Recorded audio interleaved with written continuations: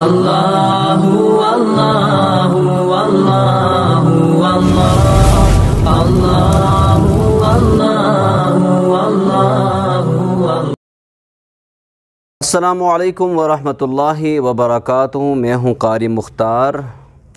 لگ بھگ 5-8 دنوں کے بعد آپ کی خدمت میں پھر سے حاضر ہوں۔ کچھ مصروفیات تھی جس کی وجہ سے میں جلدی آپ کے سامنے حاضر نہیں ہو پایا۔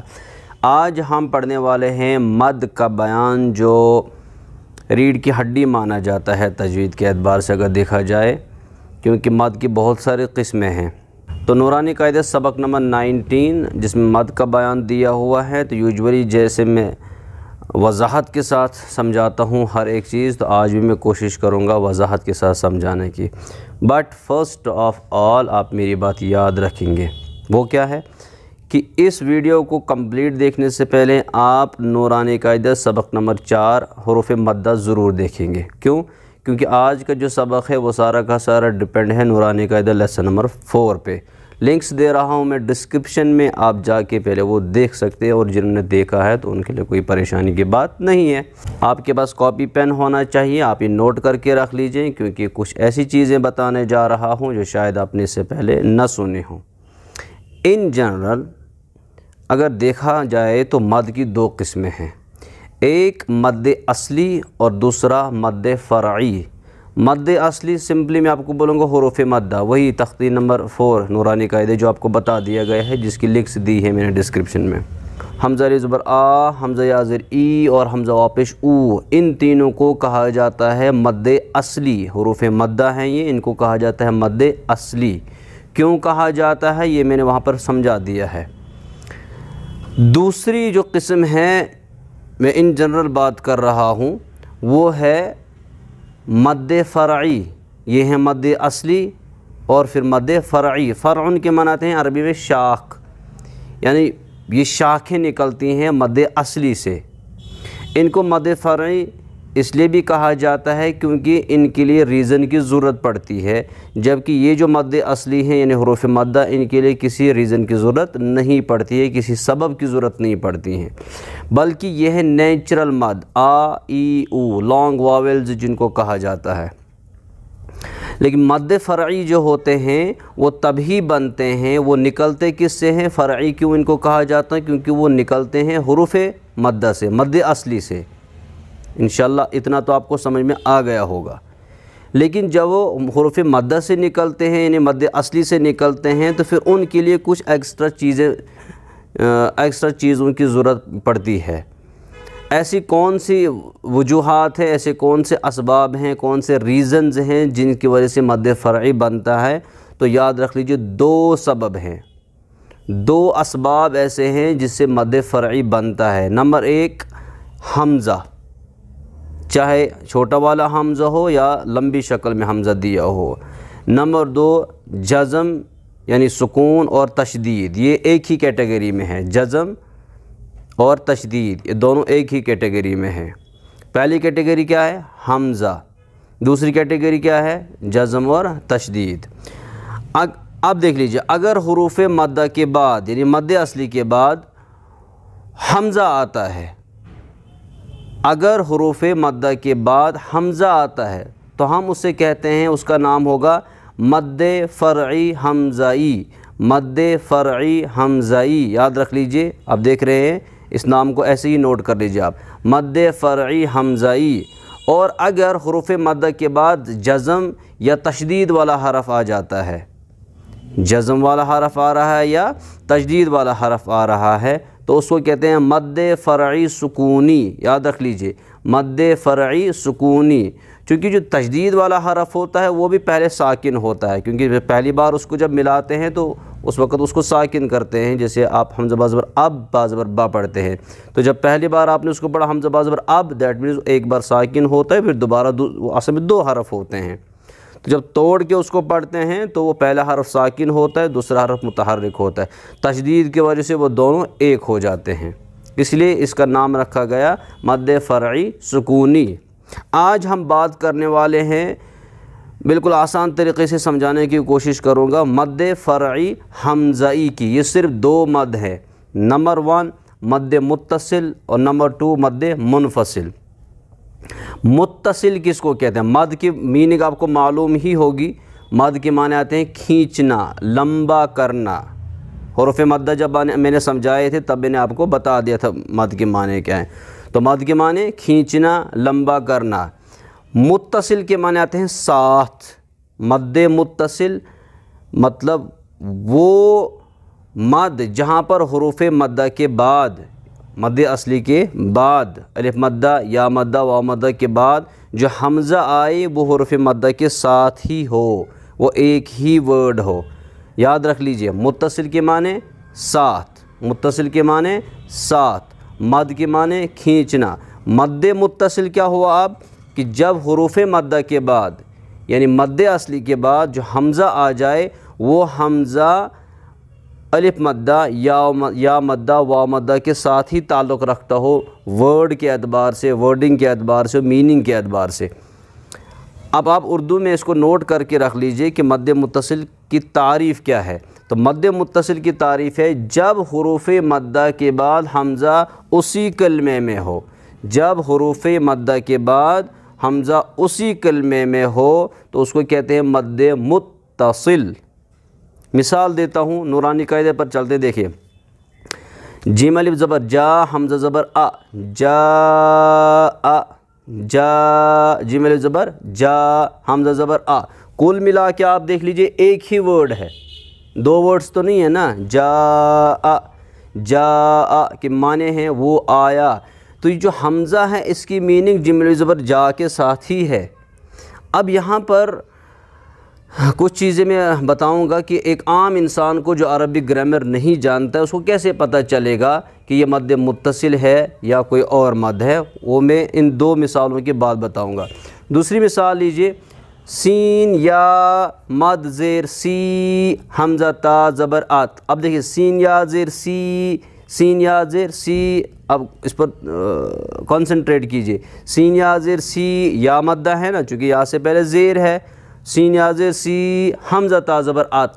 हमज़ा आया या मद्दा के बाद, आ रहा है ना, या मद्दा के बाद हमज़ा तो आ रहा है ना, लेकिन वर्ड कुल मिला के एक ही है, इसीलिए इसको मुत्तसिल कहा जाता है कि या मद्दा के बाद हमज़ा है लेकिन वो उसी कलमे में है, उसी वर्ड में है, वो कोई अलग से वर्ड नहीं है। तीसरी एग्जांपल ले लीजिए, सीन वाव मद पेश सू, हमज़ा पेश उ, सू उ, सू उ। अब यहाँ पर भी आप देखिए सीन वाव पे सू वाव मद्दा है, उसके बाद हमज़ा उसी कलमे में है, कोई अलग दूसरे वर्ड में नहीं है, दूसरे वर्ड के साथ उसका ताल्लुक़ नहीं है, बल्कि हुरूफ मद्दा जो है इन्हीं के साथ इसका ताल्लुक़ है। इस मद का नाम है मद वाजिब भी। क्यों? क्योंकि इसको खींचना ज़रूरी होता है। याद रख लेंगे, इस मद का नाम मद वाजिब भी है, इसको खींचना ज़रूरी होता है। अब मैं पढ़ता हूँ पहले ये तीन वर्ड्स कैसे पढ़ना है। जा, सूरह नस्र में पढ़ते हैं आप, इज़ा जा, ऐसे सी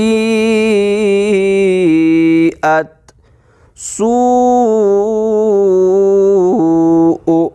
इतना आपको खींचना ज़रूरी है मद्दे मुत्तसिल के लिए। अब हम बात करते हैं मद्दे मुनफसिल की। सबसे पहले समझ लीजिए मुनफसिल किससे कहा जाता है। मुनफसिल के माने आते हैं अलग, जुदा। मतलब हुरूफ मद्दा के बाद जब हमज़ा आएगा तो वो हुरूफ मद्दा से अलग होगा, हुरूफ मद्दा से के साथ ताल्लुक़ नहीं रखता होगा। वो वर्ड जो बनेगा वो हुरूफ मद्दा अलग वर्ड में होंगे और वो हमज़ा दूसरे वर्ड में होगा। सबसे पहले तारीफ़ सुनते हैं कि मद्दे मुनफसिल किसे कहा जाता है। मद्दे मुनफसिल कहा जाता है जब हुरूफ मद्दा के बाद हमज़ा दूसरे कलमे में हो, जब हुरूफ मद्दा के बाद हमज़ा दूसरे कलमे में हो। ये है इसकी तारीफ़, इसका कायदा, इसका उसूल। अब चलिए मिसालें मैं दे देता हूँ, मिसालों से चूँकि बात एकदम समझ में आ जाती है। फ़ी अमरिना, फ़ी फ़ाया ज़ेर फ़ी, हिज्जे निकालता हूँ पहले, फ़ाया ज़ेर फ़ी, फ़ाया मद ज़ेर फ़ी क्योंकि मद का निशान है तो ये भी बोल सकते हैं आप। फ़ाया मद ज़ेर फ़ी, हमज़ा मीम ज़बर अम, फ़ी अम रा ज़ेर री, फ़ी अमरी, नून अलिफ ज़बर ना, फ़ी अमरिना। अब अगर आप इस पर गौर करेंगे تو فی جو ورڈ ہے یہ الگ ہے، جس میں یا مدہ ہے، جس میں مد اصلی ہے یعنی حروف مدہ، فی الگ ورڈ ہے اور امرنا دوسرا ورڈ ہے۔ تو امرنا میں جو حمزہ آ رہا ہے، لمبا والا حمزہ جو آپ دیکھ رہے ہیں، اس کا تعلق جاء میں، جیسے حمزہ کا تعلق پورا ایک ہی ورڈ تھا وہ جاء، لیکن یہاں پر اس کا الٹا ہے کہ فی الگ ہے اور امرنا الگ ورڈ ہے۔ آپ کہیں گے کہ یا مدہ کے بعد حمزہ دوسرے ورڈ میں ہے، دوسرے کلمے کے ساتھ ہے، نہ کہ یا مدہ میں ہی ہے جیسے مد متصل میں تھا۔ دوسری مثال ہے آگے، لام الف مد زبر لا، حمزہ زیر ای، لا ای، لام کھڑا زبر لا، ہا زبر ہا، لا الہ، لام الف زبر لا، یہ الف مدہ آ رہا ہے کہ نہیں؟ اس کے بعد الہ، ای لا ای لا ای، یہ جو حمزہ آ رہا ہے یہ لا کے ساتھ نہیں ہے، الف کے ساتھ نہیں ہے، بلکہ یہ الہ کے ساتھ ہے، دوسرے ورڈ کے ساتھ ہے۔ تو ہم کہیں گے کہ الف مدہ کے بعد حمزہ جو آیا ہے وہ دوسرے کلمے میں ہے، دوسرے ورڈ میں آ رہا ہے، سنٹینس میں آ رہا ہے، نہ کہ ایک ہی ورڈ میں آ رہا ہے مد متصل کی طرح۔ تیسری مثال، اِنَّا أَنزَلْنَا، حمزہ نون زیر ان، نون الف مد زبر نا، اِنَّا، حمزہ نون زبر آن، زال زبر زل، نون الف زبر نا، اِنَّا انزلنا۔ اس میں بھی اِنَّا کے معنی ہے بے شک ہم یا ہم نے، انزلنا ہم نے اس قرآن کو نازل کیا، تو اِنَّا کے معنی ہے بے شک یقیناً ہم نے، تو اِنَّا الگ ہے اور انزلنا الگ ہے۔ اِنَّا میں الف مدہ ہے اور اس کے بعد جو حمزہ آیا ہے وہ انزلنا کے ساتھ تعلق رکھتا ہے، نہ کہ اِنَّا کے ساتھ ہے۔ تو یہاں پر بھی الف مدہ کے بعد حمزہ دوسرے کلمے میں آیا ہوا ہے۔ اب میں لاجکلی کچھ پوائنٹس بتاتا ہوں کہ وہ انسان جو عربک گرامر نہیں جانتا ہے، عربک لنگویج نہیں جانتا ہے، عام انسان کو کیسے پتہ چلے گا کہ مد متصل کون سا ہے اور مد منفصل کون سا ہے؟ اگر آپ غور کریں گے ان دونوں مدوں پہ، مد کی دونوں جو قسمیں ہیں ان کے ایگزامپلس پر، جو مد متصل ہے اس میں سب سے پہلی جو بات ہے وہ ہے کہ مد کا بڑا نشان اس پر لکھا ہوا ہے۔ اب اگر آپ دیکھیں گے مد کا لمبا والا نشان لکھا ہوا ہے، ٹھیک۔ دوسرا، اس کے ساتھ جو حمزہ لکھا جاتا ہے وہ چھوٹا حمزہ لکھا جاتا ہے۔ جہاں پر بھی آپ قرآن پاک میں مد کا بڑا نشان اور اس کے ساتھ حمزہ چھوٹا دیکھیں گے، آپ سمجھ لینا یہ ایک ہی ورڈ میں حمزہ آ رہا ہے، اس کو مد متصل کہا جاتا ہے۔ جو مد منفصل ہے اس میں مد کے نشان پر اگر آپ غور کریں گے چھوٹا نشان دیا ہوا ہے۔ اس مد کی چھوٹے نشان کا مطلب ہوا یہ ہے، اس کو مد جائز بھی کہتے ہیں، مطلب اگر کوئی انسان اس کو کھینچتا بھی نہیں ہے، سمپلی پڑھتا ہے اِنَّا أَنزَلْنَا اِنَّا أَعْطَيْنَا، وہ بھی درست ہے، البتہ کھینچنا بہتر ہے۔ مد کا نشان دیکھیں گے آپ چھوٹا نشان ہے، اس کے بعد جو حمزہ دیکھیں گے آپ وہ حمزہ لمبا والا حمزہ آتا ہے۔ جہاں پر بھی آپ دیکھیں گے قرآن کریم میں حمزہ کون سا آتا ہے؟ لمبا والا حمزہ، جو الف کی شکل میں حمزہ جس کو کہا جاتا ہے۔ تو جب بھی حروف مدہ کے بعد چھوٹا سا مد کا نشان ہو اور حمزہ لمبا آ رہا ہو، آپ سمجھ لینا اس کو مد منفصل کہا جاتا ہے۔ مد متصل اور منفصل میں لکھنے کے اعتبار سے یہ دو فرق ہیں، ٹھیک۔ اور کھینچنے کے اعتبار سے اگر دیکھیں گے تو مد متصل کو قراء کے یہاں یعنی قاری حضرات جو ہیں ان کے یہاں کھینچنا ضروری ہے، کمپلسری ہے، اس میں کوئی کنسیشن نہیں ہے۔ لیکن مد منفصل میں کنسیشن ہے، اگر کوئی کبھی نہ کھینچنا بھی چاہے وہ بھی جائز ہے۔ اب ہم بات کرتے ہیں مقدار مد کی۔ مقدار مد سے مراد ہے کہ جو یہ مد ہیں، جو مد کی قسم ہیں، ان میں سے کس مد کو کتنا کھینچنا ہے۔ تو یہ بھی آپ نوٹ کر لیجئے، اس میں آپ کو 3 چیزیں یاد رکھنا ضروری ہے۔ نمبر 1 جس کو کہتے ہیں قصر، نمبر 2 جسے کہا جاتا ہے توسط، اور نمبر 3 جسے کہا جاتا ہے طول۔ قصر کا مطلب ہوتا ہے ایک الف کے برابر کھینچنا، جیسے مد اصلی یعنی الف مدہ، یا مدہ، وا مدہ کو آپ کھینچتے ہیں، حمزہ الف زبر آ، حمزہ یا زیر ای، حمزہ واو پیش او، اسے قصر کہا جاتا ہے، یعنی ایک الف کے برابر کھینچنے کو۔ دوسرا ہوتا ہے توسط۔ توسط کا مطلب ہوتا ہے 2 الف سے لے کر 4 الف تک، یا 2.5 الف سے لے کر 4 الف تک کھینچنے کو کہا جاتا ہے توسط۔ یاد رکھ لیجئے 2 الف سے لے کر 4 الف تک جب ہم لمبا کریں گے 2 سے 4 سیکنڈز کے درمیان کھینچنے کو کہا جاتا ہے توسط۔ اور تیسرا ہوتا ہے طول. طول کا مطلب ہوتا ہے 3 الف سے لے کر 5 الف تک کھینچنے کو کہتے ہیں طول. 3 سے لے کر 5 الف تک، 5 کمپلیٹ کرنا افضل ہے، بہتر ہے. تو مد اصلی جو ہے یعنی الف مدہ، یا مدہ، واو مدہ، ان میں قصر ہے، یعنی 1 الف کے برابر کھینچنا ہے، آ ای او. اور مد متصل اور مد منفصل جو ہم نے ابھی پڑھے، ان میں توسط ہے. توسط کا مطلب جیسے میں نے ابھی بتا دیا کہ 2.5 الف سے لے کر یا 2 الف سے لے کر 4 الف تک لمبا کھینچنے کو، 2 سیکنڈ سے لے کر 4 سیکنڈ تک کھینچنے کو کہا جاتا ہے توسط. تو جو مد متصل ہیں اس میں توسط کمپلسری ہے، ضروری ہے، کھینچنا ضروری ہے. جا یہ کھینچنا ضروری ہے. مد منفصل میں توسط افضل ہے، بہتر ہے، یعنی کھینچنا اتنا بہتر ہے، لیکن اس میں قصر بھی جائز ہے، مطلب 1 الف کے برابر کھینچنا بھی جائز ہے.